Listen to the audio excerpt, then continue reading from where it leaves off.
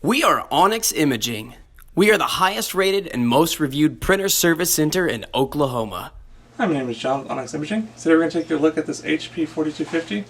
If you've been getting a replace maintenance kit warning on the machine, we're going to show you how to take care of that and make sure we get rid of that message.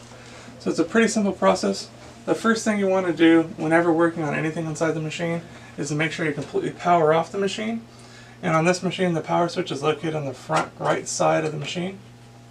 Once it powers off, it's a good idea just to unplug the machine, and again that's on the back right side of the machine, to make sure that you're not going to have any trouble and there's no accidents.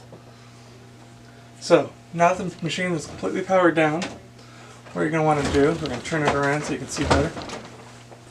We're going to lower this rear door, and then on the left side you'll notice there's a little groove where you can kind of fit your thumb in almost perfectly. You're going to push in on that,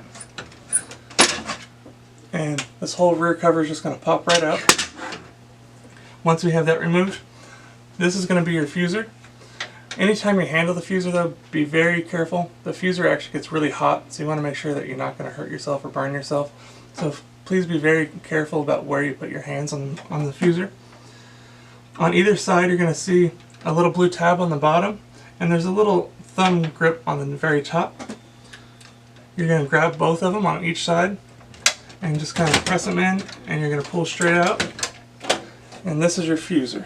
So now we've removed the fuser. Once you have your new one, you're going to slide it back into the machine and click it back into place. You should hear it actually click on both sides. Once that's been installed, we're going to put our rear cover back on. You're going to start by putting the right side kind of back where it goes, push in on the left, and just slide it in until you feel it click back into place. Then it'll be able to close right up.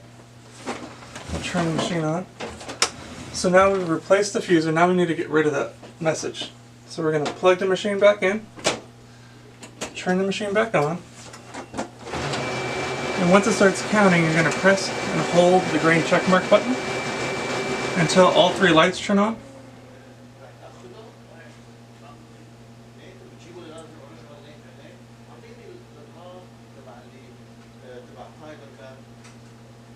There we go. Then you can let go.